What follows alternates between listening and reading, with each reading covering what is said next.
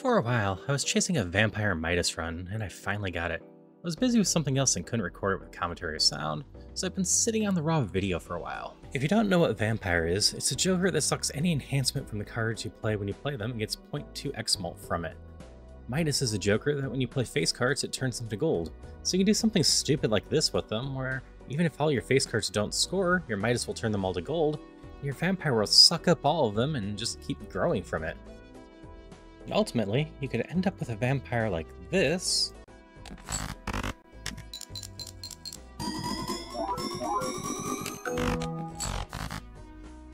with a fairly high multiplier, or at least you could before we had this new patch. So, as the video title implies, vampire is getting nerfed, not once, not twice, but 3 times over.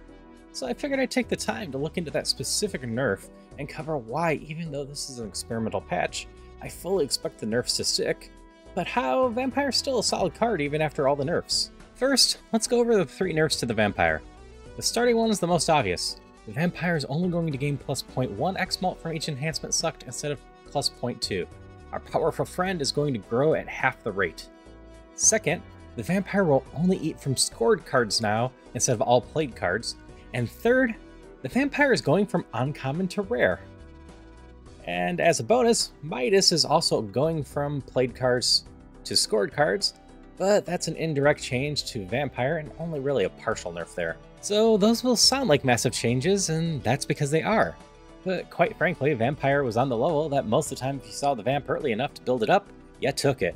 So if it's been hit that hard, how could it still be a solid card after all the nerfs? The change from uncommon to rare won't make that much of a difference. It won't play as nice with the baseball card, and it'll show up a little less often, but there's also changes to the tag system that makes it more likely that people will skip for tags. One of those changes is that any skips that give or affect jokers make them free. So if you skip for a rare joker, it will be free. So skipping trying to find a rare joker will potentially give you a free vampire.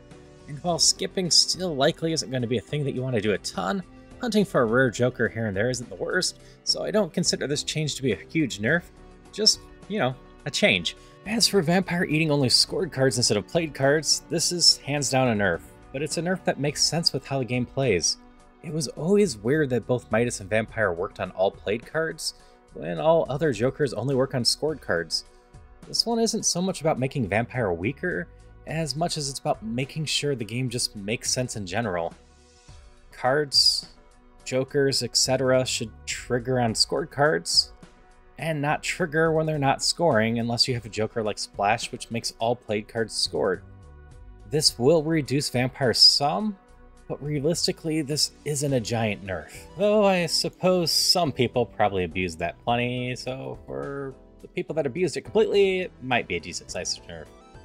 Anyway, now for the big one, the reduction in grow rate.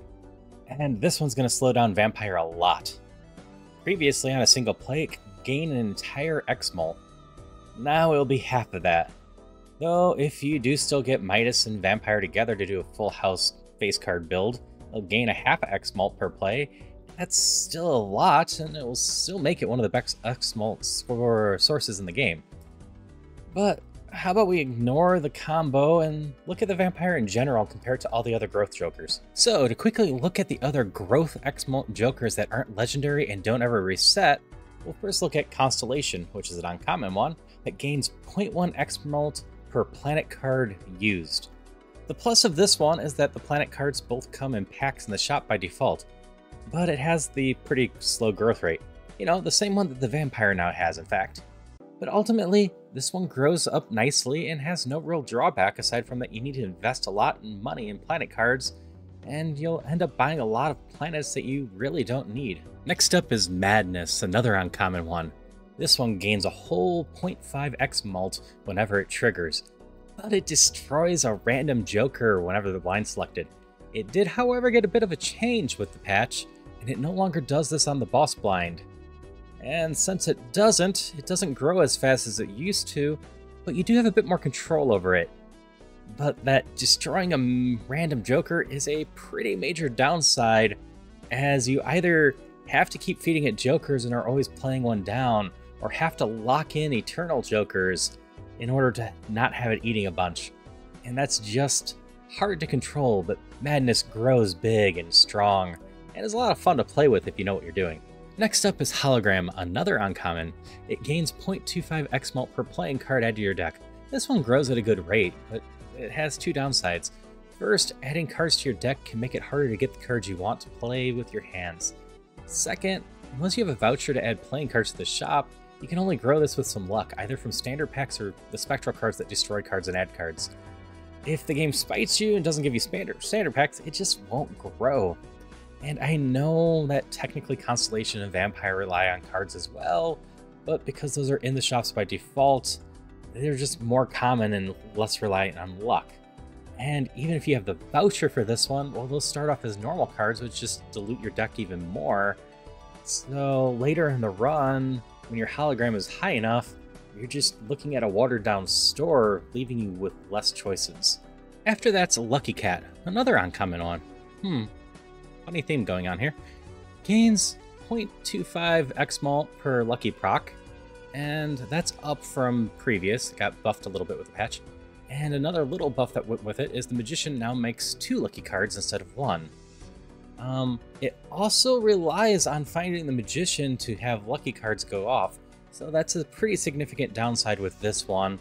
But aside from that, there's no other real downside going with this. Once you have a couple lucky cards in your deck, you just, need to get lucky. Next up, Throwback, again uncommon.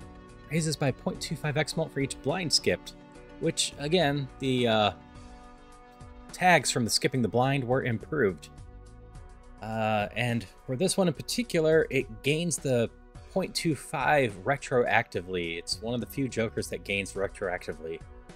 Since the skips were buffed quite a bit, this one is indirectly buffed. But skipping the store as well as the money from winning and interest and whatnot is still a significant cost, so building up this joker still comes with a pretty decent cost. But over the course of a game, skipping 4 times or so to get this to a 2 really isn't that bad, so it's not the worst. Next up, we have the Steel Joker. This one actually got a slight nerf from this patch. It used to give 0.25 mult for each steel card in your deck. Now it's 0.2.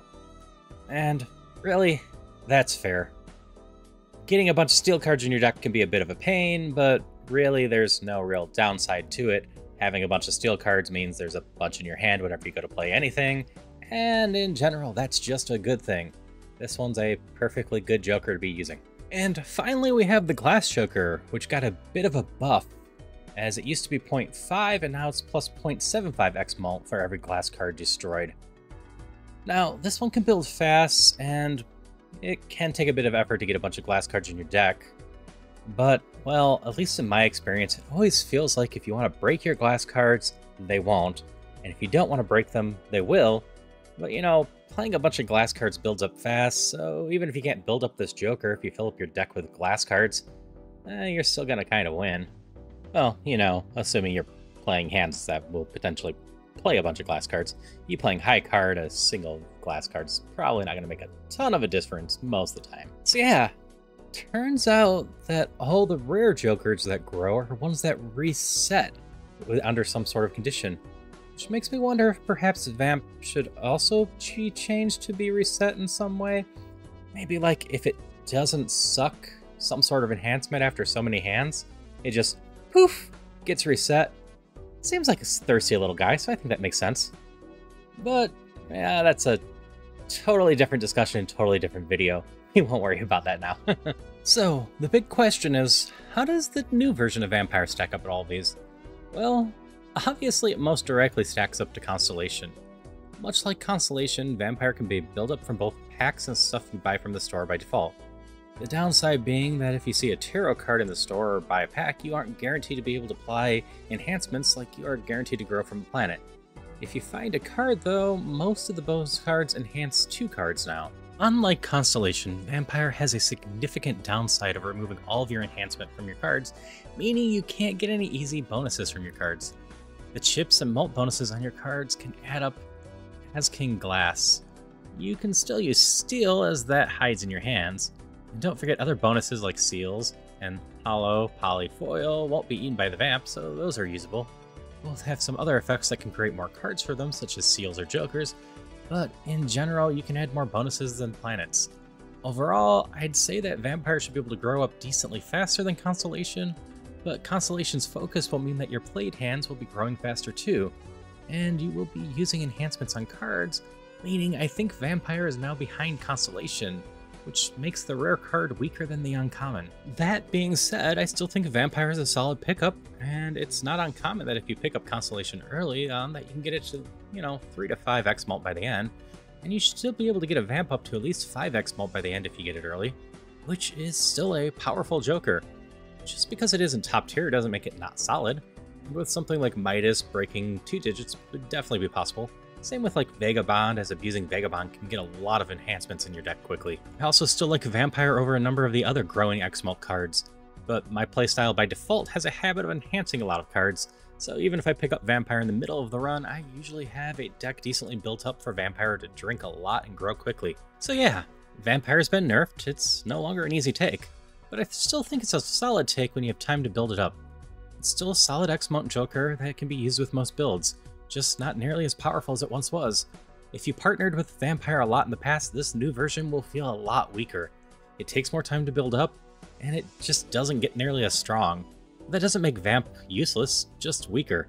It was obviously stronger than it should have been before, and this new version is just more in line where it should be. I think when the dust settles and people stop comparing it to the old version, they'll just view it on its current strength and decide that it's a pretty decent Joker still to pick up. It's no longer top tier, but that's fine.